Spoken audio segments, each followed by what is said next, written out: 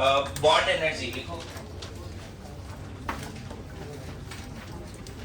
Bond energy. अब मुझे complete silence चाहिए, ठीक है?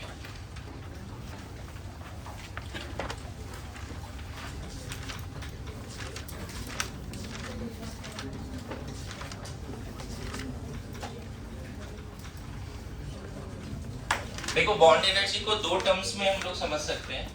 एक तो है बॉन्ड डिसोसिएशन एनर्जी और एक है बॉन्ड फॉर्मेशन एनर्जी। ए और ए एटम आपस में जुड़ेगा, बॉन्ड बनेगा, तो ये तो बॉन्ड फॉर्मेशन हो गया ना। Energy required to break bond, देखो ऐसा हो गया। इस बॉन्ड को यहाँ पे बॉन्ड एनर्जी अगर मैं बोलूं, बातें नहीं, मैंने अभी बोला ना, बॉन्ड एनर्जी, इसी को तुम bond dissociation energy of A2 बोलोगे, और ये हो सकता है कि +400 लिख दो, है ना। तो यहाँ पर A और A एटम जब जुड़ेगा, A2 बनेगा, तो यहाँ हीट ऑफ द रिएक्शन, यहाँ जो बॉन्ड एनर्जी है वो कहलाएगा बॉन्ड फॉर्मेशन एनर्जी, और ये -400 होगा। सो बॉन्ड एनर्जी का डेफिनेशन क्या है मेनली? एनर्जी रिक्वायर्ड, मॉड्यूल से देख के लिख सकते हैं, या हमने जो नोट्स भेजा है तो वहां से लिख सकते हैं। लिखिए, जल्दी लिखिए, क्या डेफिनेशन है बॉन्ड एनर्जी का? Energy required, the required amount of energy to dissociate 1 mole of gaseous bond into separate gaseous atoms, 1 mole of, ये मॉड्यूल का भी यही डेफिनेशन है, मॉड्यूल में भी सेम लिखा है, लिख लो। 1 mole of gaseous bond, क्या लिखा है? Energy required to break 1 mole of gaseous bond into gaseous atom, है ना। 1 mole of gaseous bond into gaseous atom। जैसे एक एग्जांपल देता हूं, अगर मान लो HCl है और H और Cl में तोड़ दिया, तो यहाँ जो हीट ऑफ रिएक्शन होगा उसको बॉन्ड एनर्जी बोल सकते हैं, गुड टू गो। लेकिन HCl बॉन्ड है और उसको H+ और Cl- में तोड़ दिया, तो यहाँ जो हीट ऑफ रिएक्शन होगा not equal to bond energy. 1 mole gaseous bond को गैसियस एटम में तोड़ना है, ना कि आयन में, क्लियर है? 1 मोल गैसियस बॉन्ड को गैसियस एटम में तोड़ना है, ना कि आयन में। जल्दी लिखिए। अब यहाँ पे एक चीज और देखो, अगर मान लो वाटर लेते हो और इसके सारे बॉन्ड तोड़ देते हो, तो ये जो यहाँ हीट ऑफ रिएक्शन होगा that it will be equal to bond energy of HO bond, do you think so? यहाँ जो भी हीट रिक्वायर्ड होगा, क्या वो bond energy of HO bond होगा? सोच समझ के आंसर करना। Water molecule, gaseous water molecule, और यहाँ भी देखो गैस लेना, ठीक है, ये भी गैसियस फॉर्म में है। बताओ यहाँ जो हीट रिक्वायर्ड होगा, क्या वो bond energy of HO bond होगा? नहीं होगा यहाँ पे, क्योंकि हमने 1 मोल बॉन्ड नहीं तोड़े हैं। टोटल हीट जो होगा यहाँ पे, अगर इस क्वेश्चन में हम बोले ΔH ऑफ रिएक्शन अगर मान लो 700 है, तो एक्चुअल में बॉन्ड एनर्जी OH बॉन्ड का 350 बोलना पड़ेगा। ये क्यों बोल रहे हैं? क्योंकि आपने कितने गैसियस बॉन्ड तोड़े हैं? 2 बॉन्ड तोड़े ना, तो दोनों बॉन्ड तोड़ने में लगे हैं 700, तो पर HO बॉन्ड का एनर्जी कितना है? अब समझ में आया? बोलो। जैसे मान लो अगर मीथेन है, गैसियस मीथेन है, और इसको C+4H में तोड़ दिया, और एंथैल्पी ऑफ रिएक्शन 1200 है, मान लो ये है, तो क्या ये 1200 bond energy of CH bond है? सारे बॉन्ड तोड़ने में उतने लगे ना, 1 मोल बॉन्ड थोड़ी तोड़ा है तुमने, बोलो। तो इस डेटा से क्या बता सकते हो bond energy of CH bond क्या होगा? बोलो। अब सीख पा रहे हो क्या? 1 मोल गैसियस बॉन्ड को तोड़ना है गैसियस एटम में, not ion. Good to go. 1 mole gaseous bond को तोड़ना है गैसियस एटम में, नॉट आयन। देखो मैं एक्सप्लेन करूंगा, थोड़ा तो ज्यादा समझ में आएगा, जितना तुमने सीखा है उससे ज्यादा ही समझ में आएगा। अभी पढ़ के आए हो तो थोड़ा बहुत आइडिया है ना। अच्छा ये बताओ, अगर Cl2 लिक्विड ले लें और इसको 2 Cl गैसियस एटम में तोड़ दें, तो क्या heat of reaction bond energy of Cl-Cl bond कहलाएगा? Do you think so? क्या जो हीट ऑफ रिएक्शन है वो bond energy of Cl-Cl bond कहलाएगा? नहीं। हमने लिक्विड से एटम्स बनाए हैं, नहीं कहलाएगा। अब समझे क्या डेफिनेशन है? अगर यहाँ पे Cl2 गैस लेते और 2 Cl गैसियस एटम बन, तब हीट ऑफ रिएक्शन क्या कहलाता? Bond energy of Cl-Cl bond. अब तो सीख जाओ, बोलो। एक से ज्यादा बॉन्ड है तो हर बॉन्ड का एनर्जी मिलेगा। हाँ बोल सकते हैं। कौन सा बात? ये वाला ना। हाँ bond energy, bond dissociation energy बोलो। बॉन्ड एनर्जी को तुम बॉन्ड डिसोसिएशन के टर्म्स में ही ले लो, कोई दिक्कत नहीं।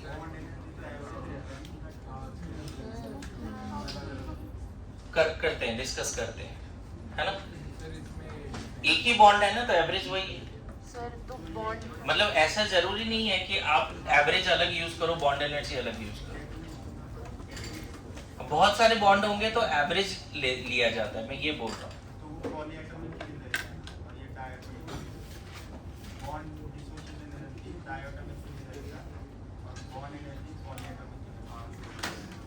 देखो मैं वही बोल रहा हूँ, इतना नहीं सोचते हैं जब लोग क्वेश्चन सेट करते हैं, तो मैं सीरियसली बता रहा हूँ। वहाँ रियल टाइम में तुम डिसाइड कर लेना कोई एवरेज है या डिसोसिएशन। मेरे बात समझ रहे हो? वो डायरेक्ट दे देगा bond energy of CH bond, average नहीं बोलेगा, बोलेगा bond energy of CH bond in methane is 300।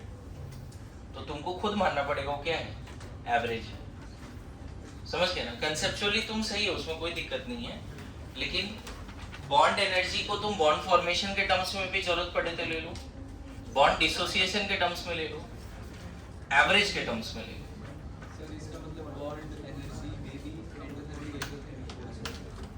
मतलब फिर से वही वाली बात है, क्वेश्चन पे डिसाइड होगा। मोस्टली डिसोसिएशन लेना चाहिए। सही, बॉन्ड एनर्जी लिखा है तो मोस्टली हाँ बोल सकते हैं, कोई दिक्कत नहीं, लेकिन उसके लिए एक वर्ड बना है ना, बॉन्ड डिसोसिएशन है, वही बता। तो वो लिखिएगा ना वहाँ पे, Cl-Cl बॉन्ड है, सिंपल है। अगर नेगेटिव बॉन्ड एनर्जी का वैल्यू नेगेटिव में दी है तो फॉर्मेशन लेना पड़ेगा। Bond energy can be positive negative,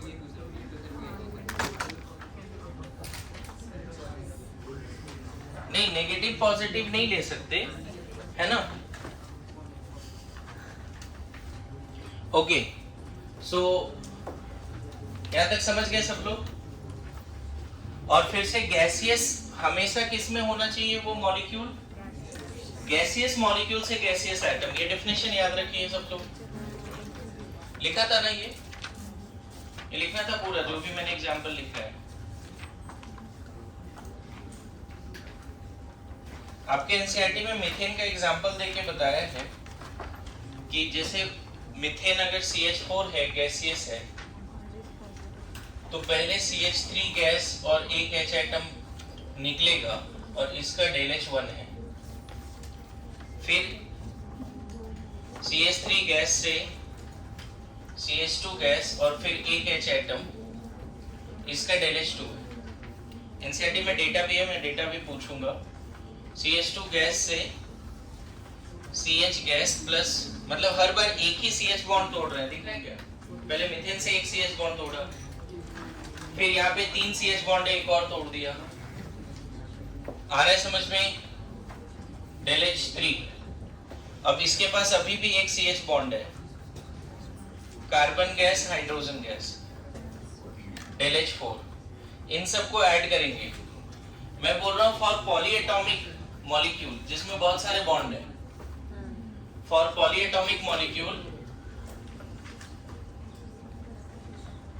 polyatomic molecules having so many bonds, having,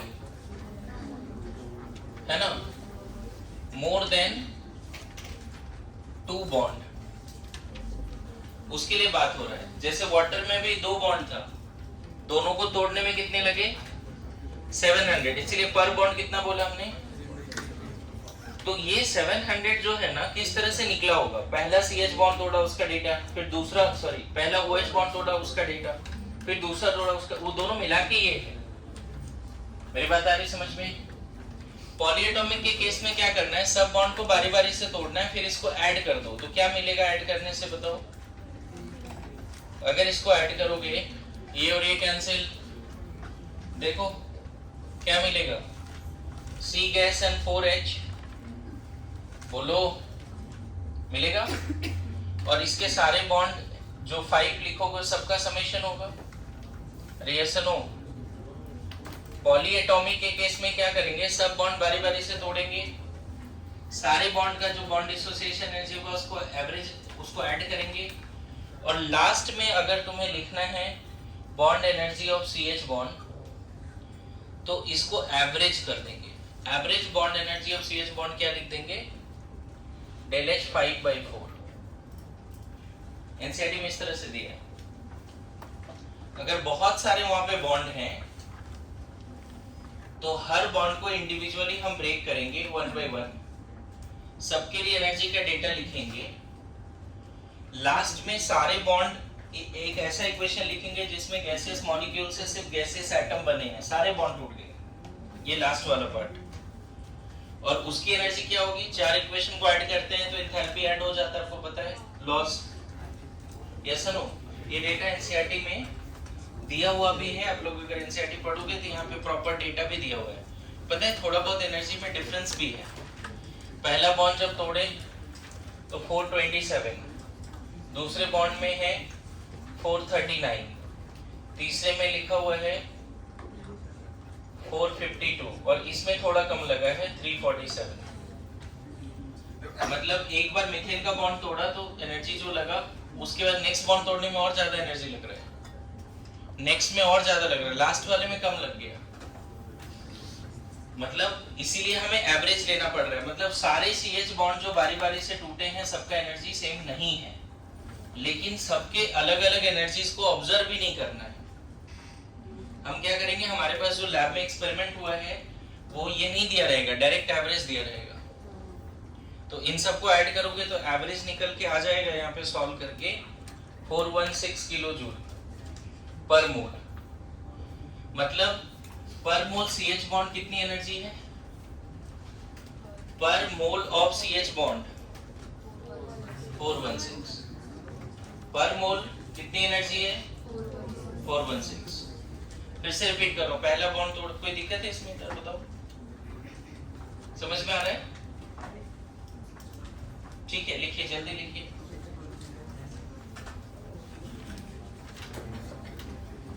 class में ना एकदम पिन ड्रॉप साइलेंस होना चाहिए, ठीक है? लिखिए, आगे लिखिए।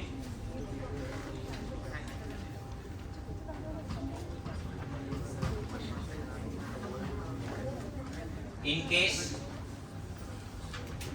आगे लिखो, in case when bond energy of reactant and products are given, in case when bond energy of reactants and products are given of a balanced chemical equation, target equation ऐसे बोल सकते हैं, in case when bond energy, bond dissociation energy भी लिख सकते हो, in case when bond energy of reactants and products are given, in case when bond energy of reactants and products are given of overall balance equation, target equation of overall balance equation or target equation, then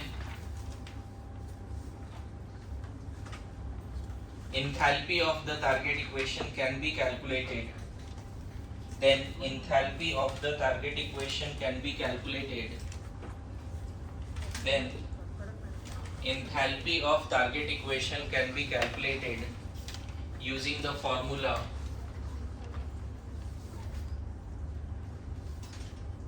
bond energy of reactant, bond energy of product. Enthalpy of target equation can be calculated using the formula. अब देखो इसमें मैंने यहाँ पे जज्बात नहीं लिखाई कि पॉलीएटॉमिक होगा तो हर बॉन्ड को इंडिविजुअली तोड़ो, फिर हर बॉन्ड का एंथैल्पी को सम करो, फिर उसको एवरेज कर दो। ये आप एनसीईआरटी पढ़ के भी थोड़ा बहुत समझ सकते हो, एक्सप्लेन तो कर दिया मैंने। नाउ अभी जो मैं बोर्ड पे बताने जा रहा हूँ ये थर्मोकेमिस्ट्री का one of the most important part है, जिसमें ये 3 फार्मूला से क्वेश्चन बनता है और वो तीनों फार्मूला फिर से एक्सप्लेन करने जा रहा हूँ। जैसे मान लो ये रिएक्शन है A of A, B of B gives C of C and D of D। एक रिएक्शन है, ये टारगेट इक्वेशन ये बैलेंस फॉर्म में भी है। यहाँ पे ऐसे समझना बच्चे, जो A, B और C, D है वो एक नॉर्मल एटम नहीं है, कोई मॉलिक्यूल है। ABCD जो है कोई मॉलिक्यूल है। जैसे ये हो सकता है सुक्रोज, ये O2, ये CO2, ये वाटर, ऐसी वाली बात आ रहा है समझ में? अगर ये मॉलिक्यूल है तो उसमें बहुत सारे बॉन्ड्स होंगे, जितने भी बॉन्ड्स होंगे है ना, उनमें से हर बॉन्ड का बॉन्ड एनर्जी गिवन होगा क्वेश्चन में। ए के पास जितने भी बॉन्ड होंगे हर बॉन्ड का बॉन्ड एनर्जी गिवन होगा। अरे सुनो, बी के पास जितने भी बॉन्ड है उसके हर बॉन्ड का बॉन्ड एनर्जी गिवन होगा या एवरेज डेटा गिवन होगा। अगर मान लो ये मीथेन है तो CH का एवरेज डेटा क्वेश्चन में गिवन होगा। अगर ये O2 है तो O2 का बॉन्ड एनर्जी गिवन होगा क्वेश्चन में। ये CO2 है तो कार्बन ऑक्सीजन की डबल बॉन्ड की बॉन्ड एनर्जी गिवन होगी। ये वाटर है तो HO बॉन्ड का बॉन्ड एनर्जी गिवन होगा। क्लियर है? मेरी बात आ रही समझ में? अब देखो डेटा क्या क्या है। अगर मान लो इस रिएक्शन में ऐसा दिया हुआ है कि del H formation of A मान लो x1 है, फॉर्मेशन ऑफ B x2 है, फॉर्मेशन ऑफ C x3, ये ऐसे दिया रहेगा किलो जूल पर मोल, और फॉर्मेशन ऑफ D दिया हुआ है x4। अगर फॉर्मेशन वाला डेटा दिया है तो कल सिखाया था इसका, इसी रिएक्शन का हीट ऑफ रिएक्शन क्या लिखेंगे? फॉर्मेशन वाला डेटा के बेसिस पे बताओ। Del H of enthalpy of overall reaction क्या लिखेंगे? कल फार्मूला सिखाया था, stoichiometric coefficient, heat of formation of product, stoichiometric coefficient, heat of formation of reactant. Thermochemistry में तकलीफ खत्म हो जाएगा अगर ये पार्ट समझ गया तो। ठीक है? और इसको सॉल्व करके तुम लिख दोगे CX3 DX4, जो भी प्लस माइनस साइन के साथ रहेगा वही रखना है। यहाँ पे मैंने X1 X2 X3 रखा है, वो हो सकता है प्लस माइनस हो कुछ भी, तो एग्जैक्टली उसी अंदाज में रख देना। समझ में आया? अगर इसी रिएक्शन का enthalpy of combustion of A given है, A मान लो ABCD फ्यूल है, कंबशन वाला डेटा गिवन है ना? क्लियर है? ये भी मान लो किलो जूल पर मोल में है, Y3, D का Y4। सेम रिएक्शन का हीट चेंज कंबशन वाले डेटा से क्या लिखोगे? फार्मूला क्या बताया था? Stoichiometric coefficient, heat of combustion of reactant minus stoichiometric coefficient, heat of combustion of. अगर आपने मॉडल सॉल्विंग किया है तो इसका फार्मूला लगा ही होगा। यहाँ पे लिख दोगे AY1 BY2, रिएक्टेंट का डेटा लेना पहले, minus CY2 sorry Y3 DY। अब आए समझ में?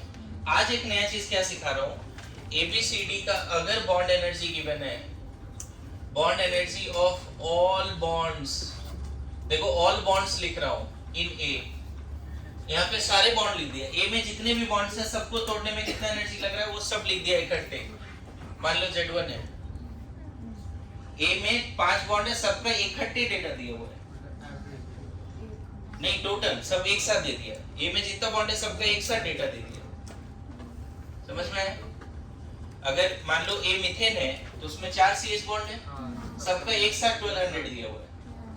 कभी कभी क्वेश्चन में एवरेज दिया रहता है, मैक्सिमम टाइम एवरेज ही दिया रहता है, तो तुमको Z निकालने के समय क्या करना पड़ेगा, टोटल बॉन्ड है ना, total bonds in A into average bond energy, A में जितने बॉन्ड है उसके एवरेज बॉन्ड एनर्जी से मल्टीप्लाई करनी पड़ेगी। बोलो, मैं बोल रहा हूँ ये सॉल्व करके Z1 दिया हुआ है, चलेगा? A में जितने भी बॉन्ड्स हैं, क्वेश्चन में मोस्टली क्वेश्चन में A में जितने भी बॉन्ड्स हैं उसमें से हर बॉन्ड का इंडिविजुअल डेटा दिया रहता है क्वेश्चन में। मान लो A अगर इथीन है, ध्यान देना, A अगर इथीन है तो वहां पे CH बॉन्ड का अलग से डेटा होगा, C डबल बॉन्ड C का अलग से डेटा होगा क्वेश्चन में। A अगर इथीन है ना, तो इथीन में कितने बॉन्ड्स होते हैं आप जानते हो? A अगर इथीन है तो इथीन में ये इतने बॉन्ड है ना, तो हो सकता है क्वेश्चन में average bond energy of CH bond given हो 400, average bond energy of C double bond C भी गिवन हो 300, ऐसा गिवन होगा। तो फिर इसके टोटल निकालने, Z निकालने के लिए क्या करना पड़ेगा? इस केस में इसका Z क्या आएगा, 4 into 400, क्योंकि सारे बॉन्ड तोड़ने हैं और ये भी तोड़ने हैं, प्लस 300। ये तरीका होगा। मैं बताऊं, हर बार क्वेश्चन में ऐसे ही दिया रहेगा, एवरेज दिया रहेगा। A में 10 बॉन्ड है तो सबका कंबाइंड एक साथ नहीं दिया रहेगा, A में जितने भी बॉन्ड्स हैं उसका एवरेज दिया रहेगा। तो A में जो जितने भी बॉन्ड्स है उसका टोटल निकालना पड़ेगा यूजिंग दिस फॉर्मूला, चलेगा? अब बताओ, bond energy of all bonds in B, मान लो Z2 दिया हुआ है, ऑब्वियसली ये भी कैसे आया होगा आप जानते हो, है ना? Number of bonds in B into average bond energy, summation भी लेना हो सकता है, या समेशन भी लेना पड़ा होगा क्योंकि B में अलग अलग तरह के बॉन्ड है, CH बॉन्ड है, C डबल बॉन्ड C भी है। अरे ऐसा नो, उसी तरह से बताओ, C का क्या लिखते हैं, Z3, D का क्या लिखते हैं, Z4। अगर आज के बाद बॉन्ड एनर्जी का डेटा दिया हुआ है तो सेम रिएक्शन का हीट चेंज, मैं बताऊं, ये कैलकुलेशन करके अगर 700 आ रहा है तो ये भी कैलकुलेशन करके 700 ही आएगा, क्योंकि सेम रिएक्शन की हीट चेंज की बात हो रही है। यहां पे अब क्या लिख दोगे, A into Z1 B into Z2, क्या लिखा है फॉर्मूला उधर देख, हीट ऑफ द रिएक्शन का क्या फॉर्मूला लिखा है, stoichiometric coefficient into total bond energy of all the bonds of reactant minus stoichiometric coefficient C into Z3 D into Z4। मैं बताऊं, पूरा थर्मोकेमिस्ट्री बोर्ड पे इसी से सब क्वेश्चन बन जाता है। इसके अलावा आपको क्या चाहिए, हर सारा डेफिनेशन चाहिए, इसके अलावा सारे डेफिनेशन चाहिए। जैसे उस दिन दूसरा पूछ रहा था हाइड्रेशन और एंथैल्पी ऑफ सॉल्यूशन, मैंने होमवर्क दिया था, मैं बोला समय आएगा तो बताऊंगा, पढ़ा है तूने खुद भी? हाइड्रेशन का मतलब, एंथैल्पी ऑफ हाइड्रेशन का मतलब होता है limited fix number of water देना है एनहाइड्रस सॉल्ट को, समझ में है, सो दैट वो क्रिस्टलाइन हाइड्रेटेड सॉल्ट बन जाए। और एंथैल्पी ऑफ सॉल्यूशन का मतलब होता है 1 मोल वाटर को, 1 मोल सॉल्ट को इनफाइनाइट वाटर में डाल दो, so that further addition of water will not evolve any heat, समझ में है? That is called enthalpy of solution. एक बड़ा यूनिक बात है, एंथैल्पी ऑफ हाइड्रेशन एक्सोथर्मिक होता है, बट एंथैल्पी ऑफ सॉल्यूशन दोनों हो सकते हैं। एंथैल्पी ऑफ सॉल्यूशन अगर तुम लोग सच में पढ़ते हो एनसीईआरटी के लाइन वगैरह, तो ये आपके पास ये आइडिया होना चाहिए भी enthalpy of solution exothermic as well as endothermic होता है, मॉडल में भी लिखा होगा जरूर। क्या ये बात पता था enthalpy of solution exothermic as well as endothermic होता है? कितने लोगों को पता था ये बात, एकदम ईमानदारी से बताओ। एंथैल्पी ऑफ सॉल्यूशन एक्सोथर्मिक भी हो सकता है और एंडोथर्मिक भी हो सकता है, जबकि एंथैल्पी ऑफ हाइड्रेशन हमेशा एक्सोथर्मिक होता है। है ना? तो होमवर्क तो यही था ना पढ़ने के लिए कि उसको पढ़ो समझो, यस नो? चलो इसको लिखो जल्दी से। जिनका लैटिस एनर्जी बहुत ज्यादा लैटिस एंड ऑब्वियसली हाइड्रेशन दोनों का समेशन डिसाइड होता है, तो इसीलिए वो एक्सोथर्मिक एंडोथर्मिक दोनों हो सकता है। सही बात है। एक क्वेश्चन है बोर्ड पे, इसको सॉल्व करो जल्दी से। Question is what? Heat of formation of AB is -200 and AB बना कैसे? A2B2 से बना है। A2B2 में एक एक बॉन्ड है ऐसा मान लेते हैं।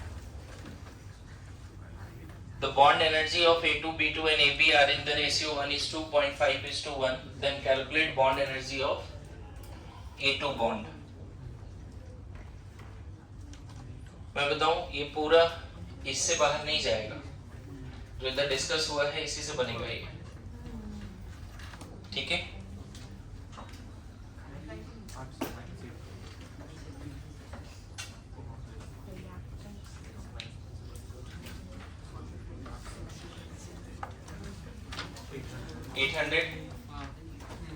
ऑप्शन नहीं दे रहा हूं, सॉल्व करो।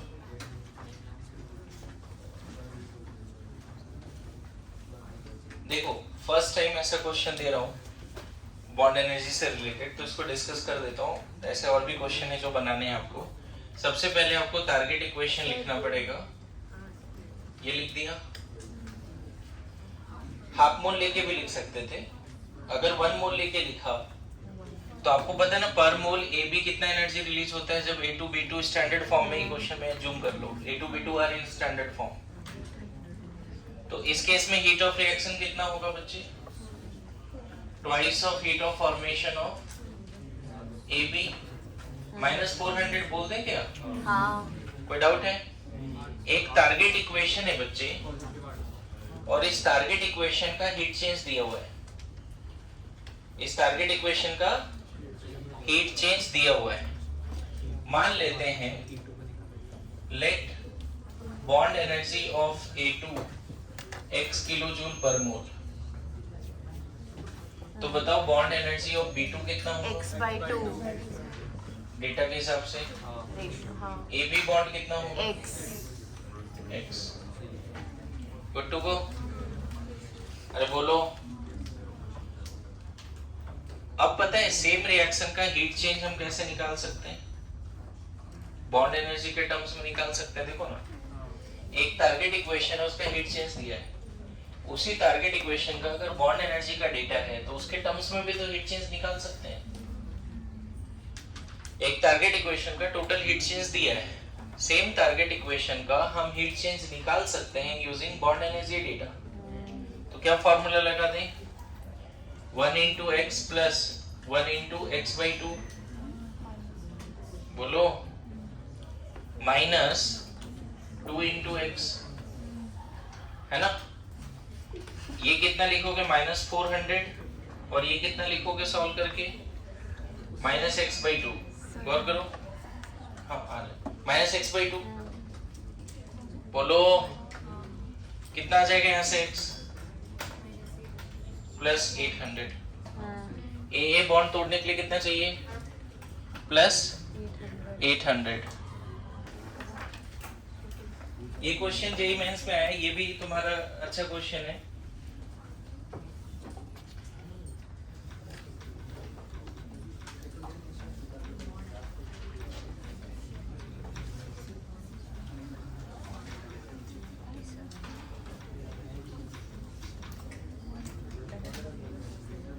देखो सबसे पहले टारगेट इक्वेशन लिखो।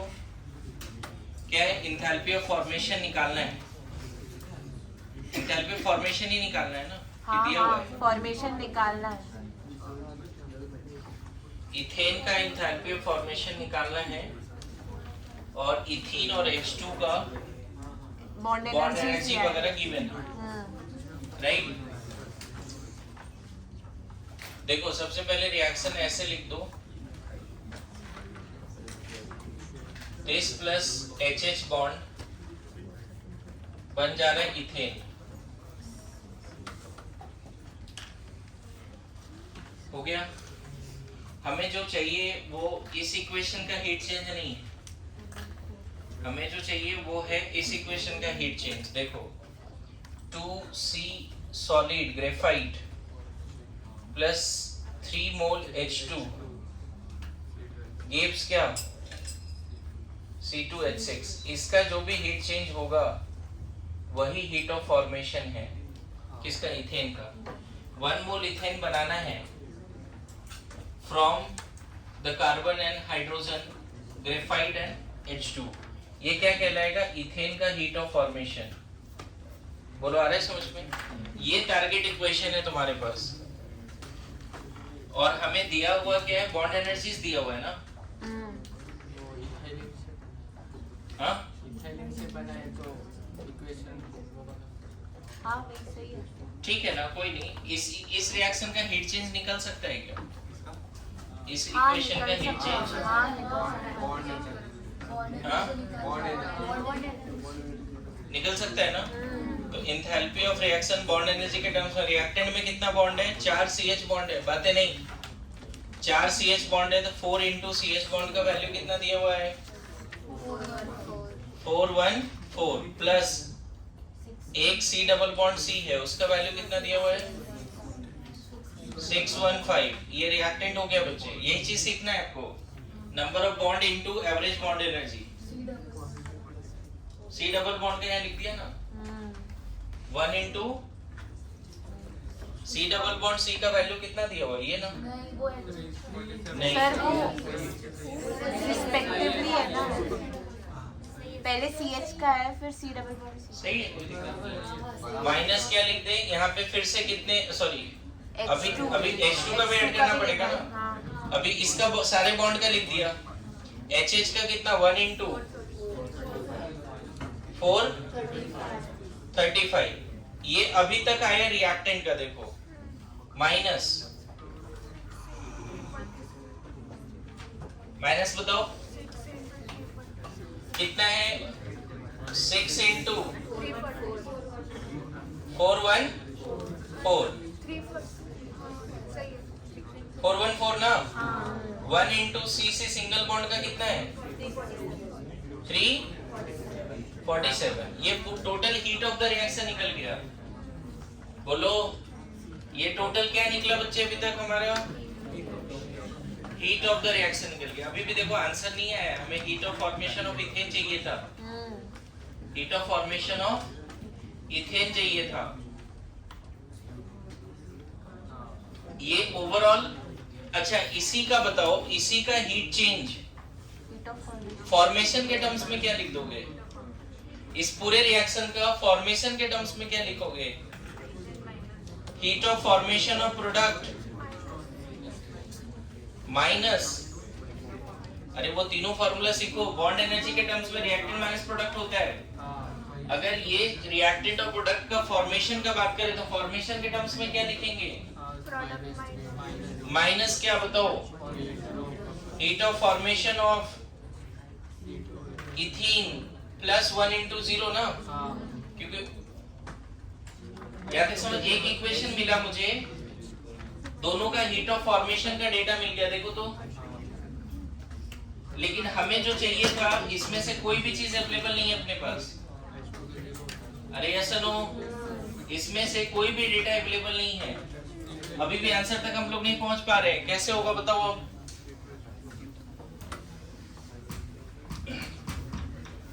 क्या कुछ डेटा मिसिंग है क्वेश्चन में, ऐसा लग रहा है? अगर heat of formation of ethene दिया होता तो जल्दी बन जाता ना। बॉन्ड एनर्जी के टर्म्स में एंथैल्पी ऑफ रिएक्शन निकाला, फॉर्मेशन के टर्म्स में निकाला। अगर heat of formation of ethene दिया होता, ये कितना है सॉल्व करके बताओगे एनीवन? 2706 पॉजिटिव में आ रहा है? हाँ, ये तो नहीं, पॉजिटिव नेगेटिव में आएगा। सर माइनस वाला पार्ट उधर है ना।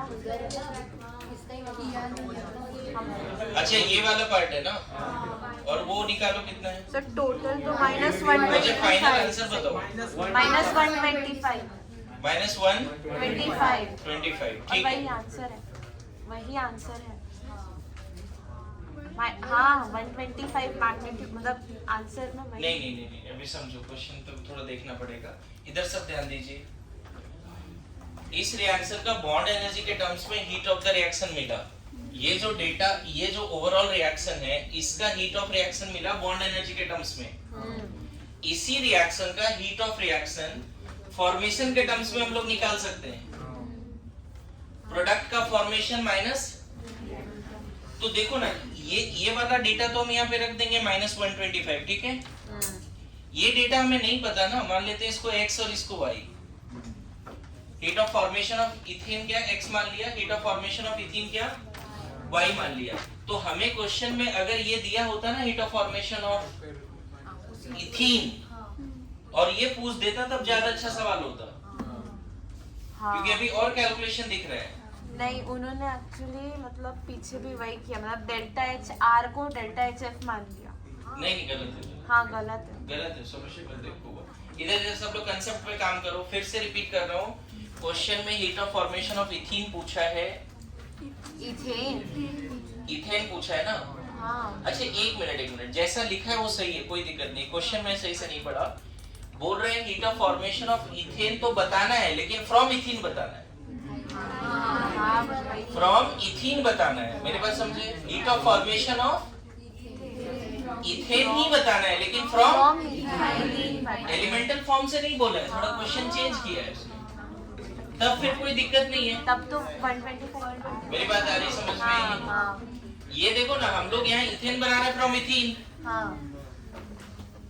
हम लोग यहाँ पे इथेन बना रहे हैं फ्रॉम इथीन।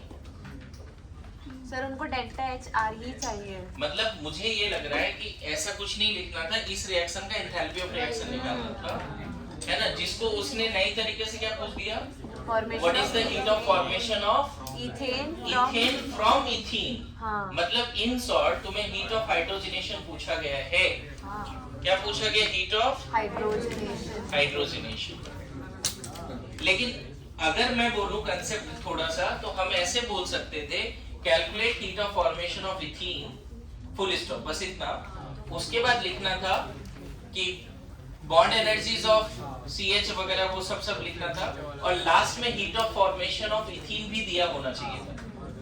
तब हम क्या करते, ये इक्वेशन लिख के हीट ऑफ रिएक्शन निकालते और फिर फॉर्मेशन के टर्म्स में लिखते, फिर सब्ट्रैक्ट करके यहाँ पे आंसर निकालते। x y दिया रहता तो x निकल जाता। क्वेश्चन समझा क्या बना सकते थे, बोलो। लेकिन अभी जैसा क्वेश्चन दिया है, नहीं समझ पा रहे ना। अभी जैसा क्वेश्चन दिया है उसमें भी थोड़ा करेक्शन है।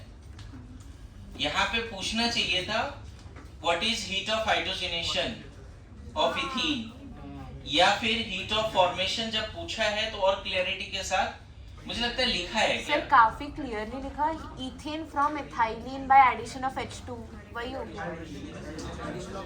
इन शॉर्ट तुम्हें इस रिएक्शन का हीट ऑफ रिएक्शन पूछा है। हाँ। और बॉन्ड एनर्जी का डेटा दिया, तो बॉन्ड एनर्जी के टर्म्स वाला फार्मूला यूज करेंगे। हाँ।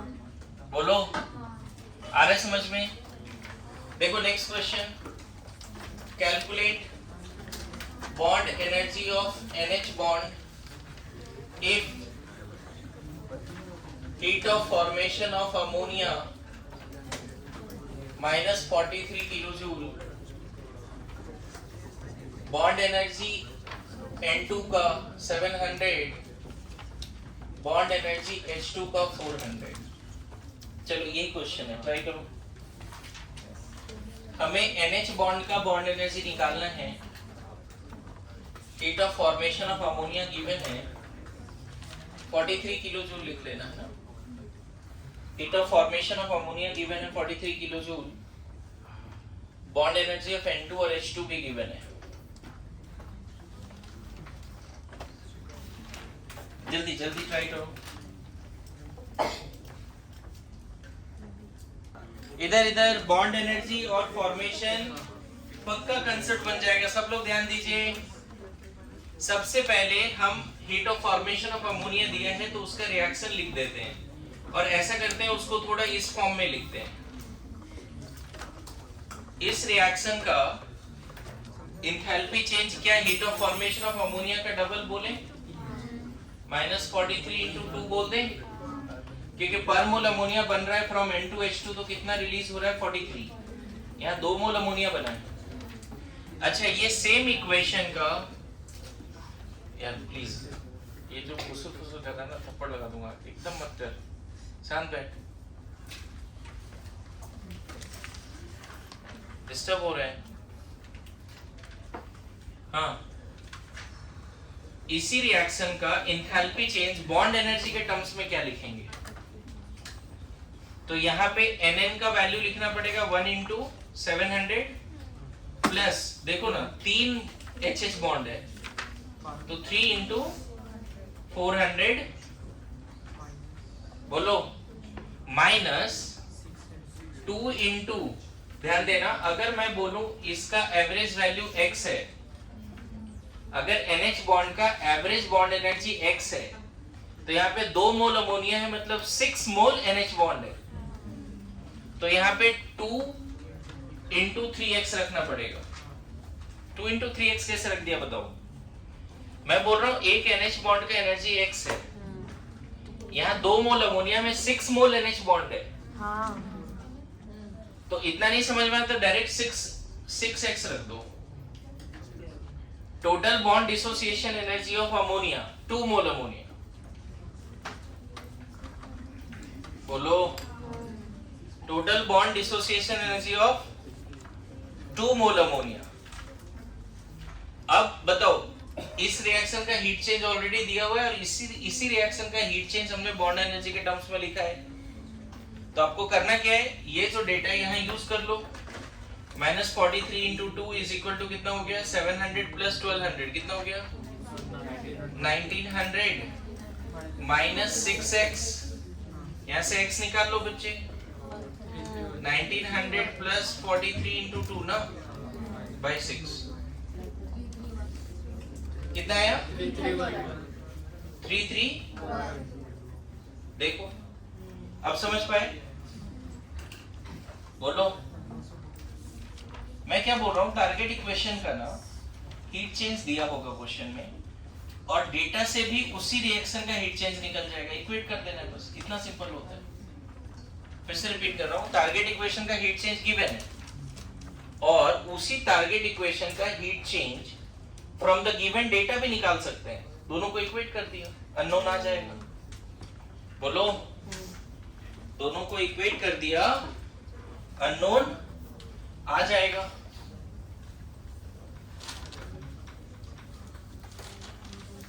अब मैं इसी क्वेश्चन को हेस लॉ से बताता हूं, है ना?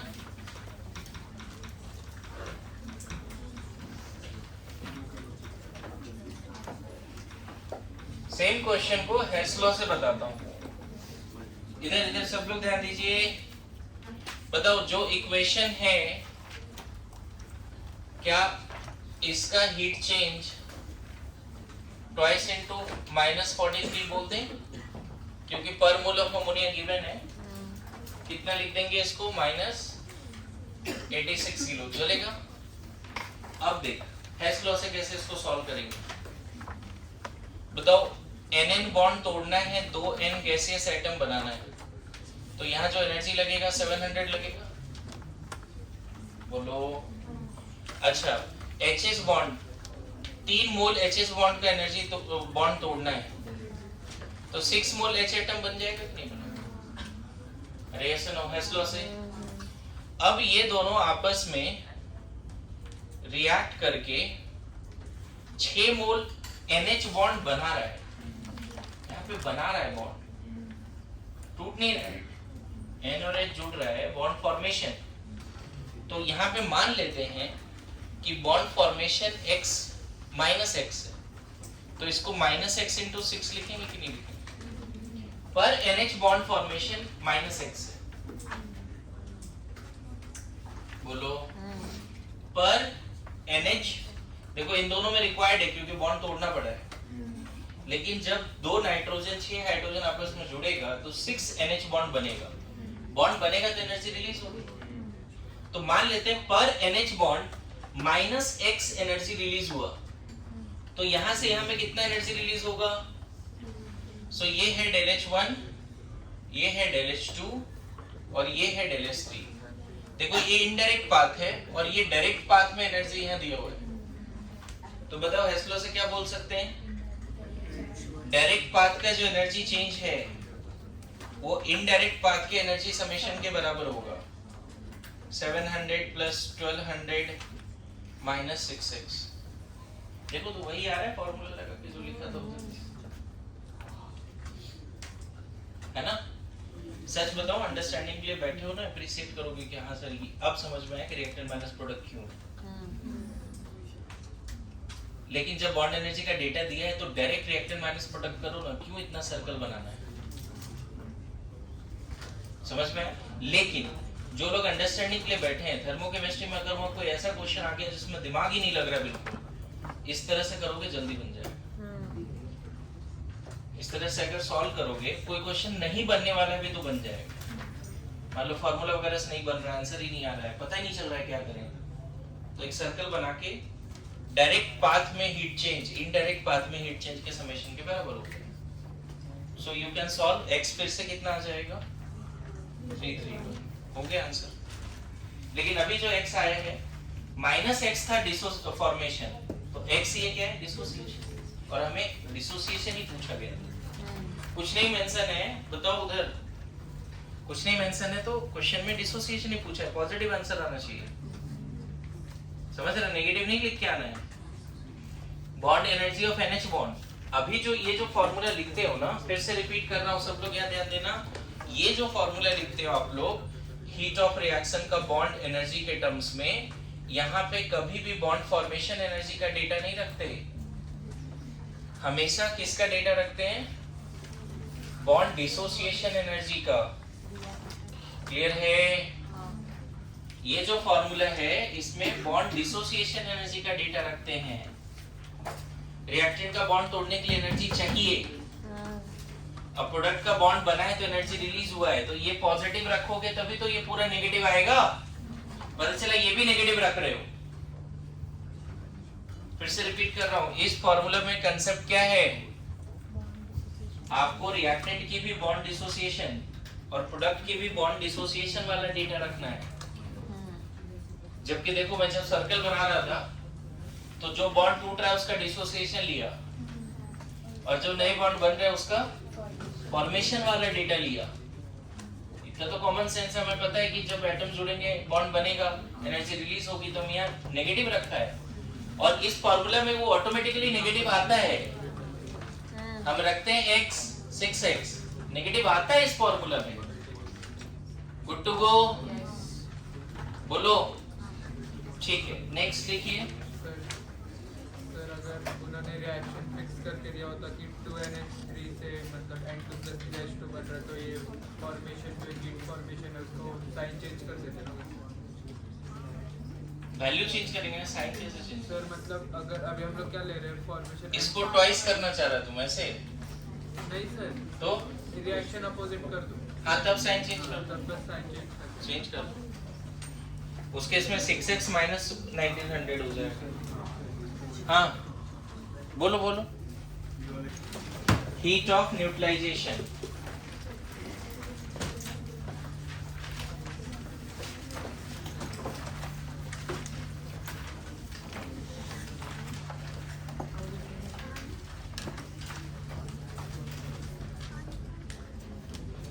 लिखिए। Heat released when one equivalent of acid is completely neutralized by one equivalent of base in dilute solution. Heat released when one equivalent of acid, कोई भी एसिड हो सकता है, स्ट्रॉन्ग और बेस कुछ भी हो सकता है। Heat released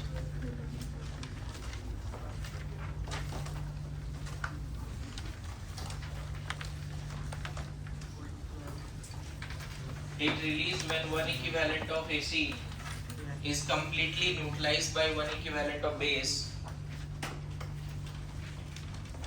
Equivalent आता है हमें, redox हमने पढ़ा है ना। One equivalent of acid is completely neutralized by one equivalent of base in dilute solution.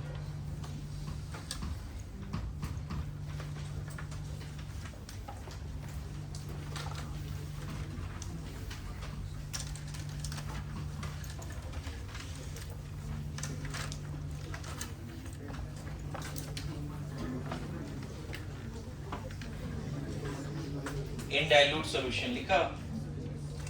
Now see, अगर कोई एसिड है Ha और कोई बेस है BOH, तो बन जाएगा क्या? AB plus water, right? बनेगा। एसिड जनरली क्या दे रहा है? H plus and A minus, complete silence. Base दे रहा है B plus and OH minus. तो neutralization is nothing but it is non redox type reaction. Ion exchange होता है बस। एसिड का एनायन बेस के कैटायन के साथ जुड़ता है और एसिड का H प्लस बेस के OH माइनस के साथ जुड़ता है। तो basically this is non redox type reaction, है ना? तो ये आयन एक्सचेंज में हमेशा एनर्जी रिलीज होती है, ये हमेशा नेगेटिव होगा। अब अगर यहाँ अमाउंट फिक्स कर देते हो ना, 1 इक्विवेलेंट अमाउंट फिक्स कर देते हो 1 इक्विवेलेंट, तो इस केस में जो हीट ऑफ रिएक्शन होगा वो हीट ऑफ न्यूट्रलाइजेशन कहलाएगा। अमाउंट अगर फिक्स कर देते हो तब होता है। अदरवाइज अगर मान लो 2 मोल एसिड है 2 मोल बेस है तो ओवरऑल हीट चेंज होगा, ओवरऑल हीट चेंज होगा, but that is not equal to heat of neutralization. समझ में आ रहा है? फिर से रिपीट कर रहा हूं, 1 इक्विवेलेंट एनी एसिड, स्ट्रॉन्ग और weak, will definitely give 1 mole H plus. 1 equivalent acid ना बच्चे डेफिनेटली 1 मोल H plus देगा, ये फिक्स कर लो। अगर 1 इक्विवेलेंट एसिड है तो 1 मोल H plus मिलेगा ही मिलेगा। 1 इक्विवेलेंट बेस है तो 1 मोल OH माइनस मिलेगा ही मिलेगा।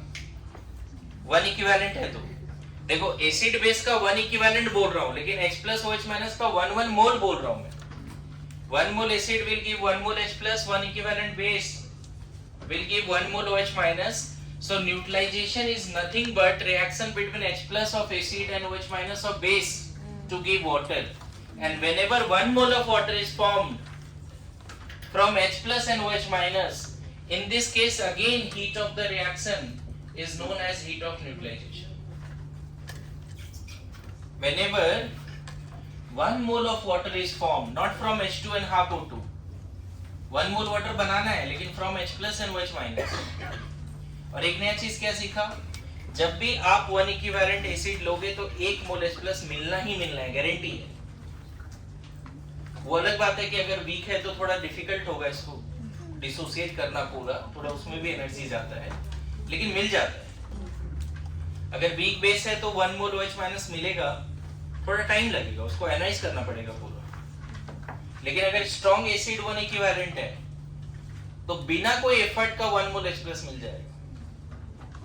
अगर स्ट्रॉन्ग बेस 1 इक्विवेलेंट है, विदाउट एनी हीट रिक्वायर्ड तुम्हें 1 मोल OH माइनस को परोस के दे रहा है, ऐसे समझो। अगर स्ट्रॉन्ग एसिड और स्ट्रॉन्ग बेस 1 इक्विवेलेंट है तो तुम्हें कोई एफर्ट नहीं लगाना, तुम्हें फ्री में 1 मोल H plus और OH माइनस मिल रहा है। So what is neutralization actually? अगर मोनोबेसिक और मोनोएसिडिक होगा तो नहीं, हम एसिड बेस का क्या बेसिसिटी एसिडिटी उससे कोई फर्क नहीं पड़ता। हम बस 1 इक्विवेलेंट लेंगे तो 1 मोल H plus मिलेगा। अगर H2SO4 भी यहाँ 1 इक्विवेलेंट होता ना तो 1 मोल H plus ही देगा। अगर HCl भी 1 इक्विवेलेंट है तो भी 1 मोल H plus मिलेगा। 1 equivalent of any acid, whether it is dibasic, polybasic, कुछ भी हो, वो कितना H plus देगा? 1 मोल। Good to go? So what is neutralization actually? हमें लगता है एसिड बेस रिएक्ट कर रहा है, लेकिन neutralization is actually reaction between H plus of acid and OH minus of base to give water. और वाटर इतना ज्यादा स्टेबल है फर्दर आयनाइज नहीं होगा। वाटर इज वेरी स्टेबल, है ना? बोलो।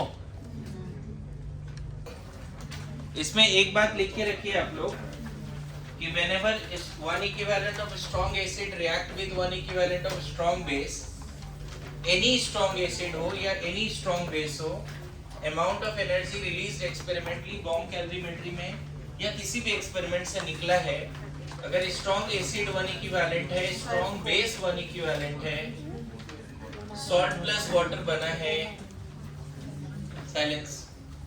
इस केस में heat of the reaction is called heat of neutralization, और ये कितना वैल्यू है बताओ? 13.7 kilo calorie per equivalent of acid और बेस। इसी को कितना बोलेंगे? -57.2 किलो जूल। ये डेटा आपको रटना पड़ेगा। मैं बताऊं, अगर HCl 1 इक्विवेलेंट है और NaOH 1 इक्विवेलेंट है तो NaCl प्लस वाटर बनेगा, और यहाँ पे जो एनर्जी रिलीज है वो -13.7। लेकिन यही अगर H2SO4 1 इक्विवेलेंट लेते और फिर से यहाँ NaOH, देखो दोनों का 1 इक्विवेलेंट ले रहे हैं, 1 इक्विवेलेंट, इस केस में बनेगा sodium sulphate plus water, balance मत करो। लेकिन अगर दोनों का 1 इक्विवेलेंट है तो यहाँ भी एनर्जी वही रिलीज होगा -13.7। Whenever any strong acid 1 equivalent react with any strong base 1 equivalent, the amount of energy released will be -13.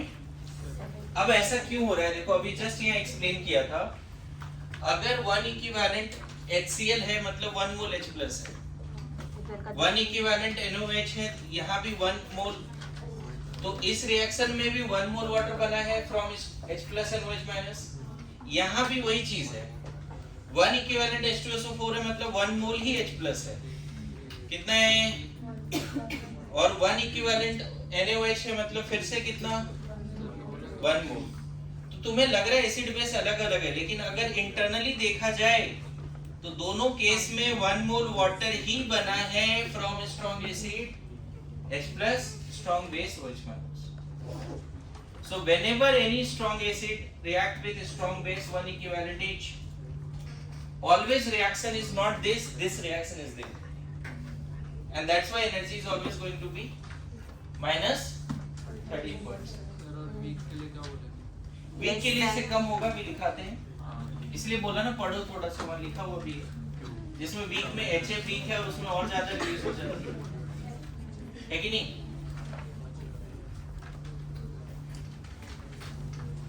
पढ़िए जल्दी पढ़िए, इसको लिखो, फिर से यहाँ रिपीट कर रहा हूँ। अच्छा ये समझ में है कैसे? इधर ध्यान दे। और इसका 1 इक्विवेलेंट 1 मोल H प्लस कैसे दे रहा है, ये समझ में है? देखो आपको पढ़ाया है कि number of equivalent number of mole into n factor होता है। अगर ये कितना है? 1 इक्विवेलेंट H2SO4 है, 1 इक्विवेलेंट H2SO4 है, मोल हमें नहीं पता लेकिन n फैक्टर 2 है, तो एक्चुअल में 1 इक्विवेलेंट H2SO4 का मतलब हाफ मोल होता है। हाफ मोल H2SO4 में 1 मोल H2SO4 में 2 मोल H प्लस है, तो हाफ मोल H2SO4 में 1 मोल H प्लस होगा। Whenever you take 1 equivalent of any acid, it is going to give 1 mole H plus. समझो कैसे है? समझ में आया? 1 equivalent H2SO4 का मतलब हाफ मोल H2SO4 होता है, and per mole of H2SO4 2 mole H plus. Half mole H2SO4 will give 1 mole H plus. इसीलिए डायरेक्ट यहाँ पे क्या लिख दिया? 1 equivalent of any acid or base will give how much moles of H plus and OH minus? 1 mole each. देख रहे हो यहाँ इक्विवेलेंट कांसेप्ट है, लेकिन यहाँ फिर मोल से बताते हैं। और ये बात रट लो, 1 mole H plus from a strong acid when react with 1 mole of OH minus from a strong base, any strong acid, water will form and the heat release will be always, दोनों case में कितना आ गया? -13.7 kilo calorie. Clear है? अब थोड़ा ध्यान देना, अगर इसमें से कोई एक वीक हो गया या दोनों वीक हो गया तो जो हीट ऑफ न्यूट्रलाइजेशन है वो कहलाएगा हीट ऑफ न्यूट्रलाइजेशन ही, लेकिन उसका वैल्यू थोड़ा कम हो जाएगा।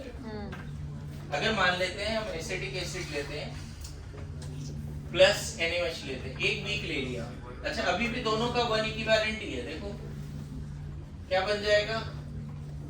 Sodium acetate and water. इस केस में जो हीट रिलीज होगा that is heat of neutralization, और हो सकता है ये 12 किलो कैलोरी हो जाए, थोड़ा कम हो। समझ रहे हो? Yes, sir. रीजन यहाँ पे क्या होता है कि 1 mole will give 1 mole H plus, 1 mole acidic acid, sorry 1 equivalent acidic acid will give 1 mole H plus, लेकिन यहाँ कुछ ना कुछ एनर्जी एब्जॉर्ब होगा, that is heat of ionization. अगर वो वीक है तो उसके सारे H प्लस निकालने के लिए कुछ एनर्जी चाहिए। Yes, sir. अच्छा, इस प्रोसेस में एनर्जी लगा ही नहीं, यहाँ पे कोई एनर्जी नहीं लगा, हीट एब्जॉर्ब रिलीज 0 है। Strong base is 100% ionized, no need to further ionize. अब ये दोनों, ये 1 मोल मिल गया, और देखो अगर आप 1 मोल H प्लस और 1 मोल OH माइनस परोस के देते हो, भले ही वो स्ट्रॉन्ग एसिड से आए, वीक से आए, इन दोनों के रिएक्शन से एनर्जी जो रिलीज होगी वो फिक्स हो जाएगा -13.6। अगर H प्लस और OH माइनस 1 मोल दे देते हो तो जो एनर्जी रिलीज होगी फिक्स हो जाएगा। बोलो। लेकिन तुमने क्या किया, यहाँ पे कुछ एनर्जी अब्सॉर्ब कर रखा है, समझना।